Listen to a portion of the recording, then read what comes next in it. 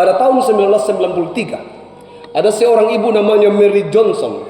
Mary Johnson ini mempunyai satu orang putra. Putranya itu berumur sekitar 20 tahun.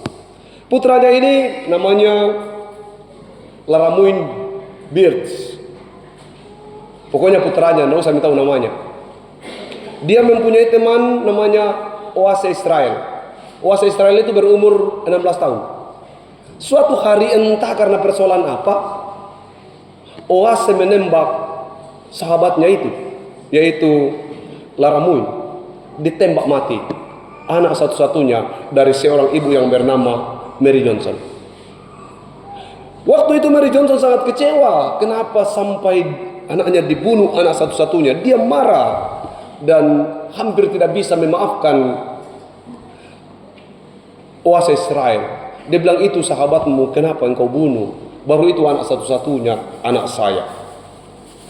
Namun sesudah jauh dia berpikir, sebagai orang percaya, dia berubah. Dia berpikir begini. Dalam persidangan dia hadir dan berkata, saya meminta agar dia tidak dihukum mati. Awalnya saya berpikir bahwa dia harus dihukum seperti binatang, karena dia sudah tidak mempunyai hati nurani. Tapi hari ini saya hadir dalam persidangan dan berkata, saya minta agar dia tidak dihukum. Kalau bisa dia dibebaskan. Padahal kemungkinan besar dia jatuh hukum mati. Orang sangat kaget. Baru kali ini ada ibu yang anaknya dibunuh lalu kemudian datang untuk mengampuni, datang untuk memaafkan. Lalu dia bilang apa? Aku sudah kehilangan putraku. Ketika ditanya, ibu, kenapa ibu bicara demikian? Dia bilang begini, aku sudah kehilangan putraku.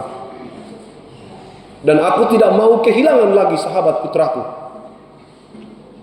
Aku akan kehilangan 2 orang. Dan lebih buruk lagi bahwa aku sudah kehilangan putraku. Aku tidak mau ibu yang ada di sana itu juga kehilangan putranya. Sudah cukup aku yang merasakan kehilangan itu. Dan aku tidak mau kalau ibu Oase Israel juga mengalami hal yang sama. Lalu orang bertanya, ibu, kenapa ibu kemudian mengambil sikap seperti itu? Dia berkata begini, ini bukan tentang Israel, Oase Israel, bukan tentang dia, tapi ini tentang aku. Aku mengampuninya bukan karena aku menganggapnya tidak bersalah, tapi aku harus mengampuninya supaya diriku ini terbebas dari dendam sepanjang hidupku. Aku mau agar dia dibebaskan dan dia boleh mengabdi kepada ibunya yang sudah tua itu.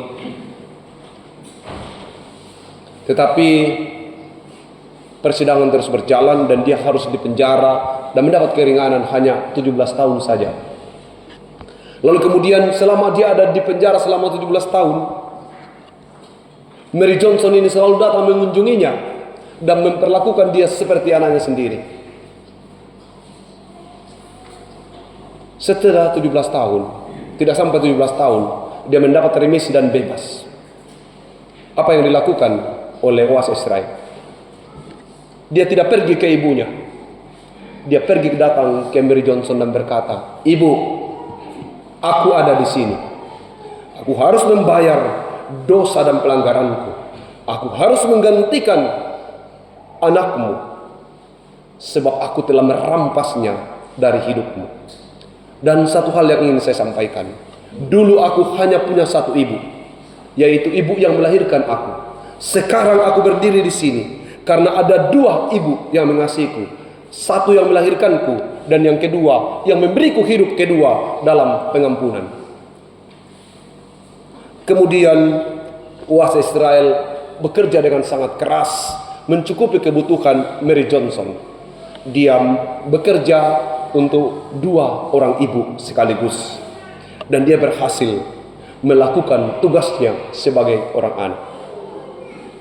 Mary Johnson berkata, aku kehilangan anak yang lahirkan dari rahimku, tapi aku kemudian melahirkan anak baru dari pengampunan karena Kristus lebih dulu mengampuni aku. Apa yang kita mau petik dari cerita ini? Bahwa belas kasih itu harusnya merubah kehidupan kita. Maka dengan tahun Masehi kita melakukan yang terbaik untuk orang yang mengasihi kita itu. Kalau ada orang yang mengampuni kita, maka kita balas pengampunan itu dengan ungkapan cinta. Tak tasaleinaba, tak tamatorotambu, tidak keras kepala. Kristus dengan segala belas kasihnya datang untuk saya dan saudara. Di minggu sengsara ini kita diingatkan lagi bagaimana dia berkorban untuk melepaskan kita dari belenggu dosa. Apa yang harus kita buat? Kita harus bertindak seperti oase Israel. Sesudah mendapat pengampunan, dia keluar dari penjara dan kemudian membalas cinta kasih dan pengampunan dari Mary Johnson. Ada banyak orang yang tidak melakukan itu. Dan apa yang dilakukan oleh Mary Johnson? Dia mempunyai kalung leontin. Sebelah di dalamnya ada foto oase Israel. Di luar fotonya bersama dengan anaknya. Dia berkata, aku kehilangan anak yang aku lahirkan, tapi aku menemukan anak yang kutemukan di dalam cinta dan pengampunan ini. Makanya sebelah di dalam foto dari oase Israel. Sekiranya bahwa cerita ini mengajari kita makna pengampunan. Dendam tidak akan pernah menyelesaikan masalah. Tapi yang terpenting dari renungan hari ini adalah belas kasih dari Tuhan itu harusnya mengubah hidup kita menjadi lebih baik. Karena kita sudah diampuni, maka seharusnya kita tergerak untuk melakukan balas budi atau balas jasa. Tapi dalam kekristenan disebut pengucapan syukur. Bukan amal ibadah, tapi pengucapan syukur. Karena oase Israel sudah diampuni oleh Ibu Mary Johnson. Maka dia sesudah keluar dari penjara, dia membalas kebaikan itu. Tidak mengembalikan anaknya, tetapi dia mampu memperlihatkan bahwa pengampunanmu memulihkan, menyembuhkan. Gereja juga akhir-akhir ini dipanggil untuk melakukan yang sama. Gereja hadir bukan untuk menghakimi. Kita sebagai pelayan-pelayan gereja tidak untuk menghakimi, tapi dipanggil untuk memulihkan, menyembuhkan.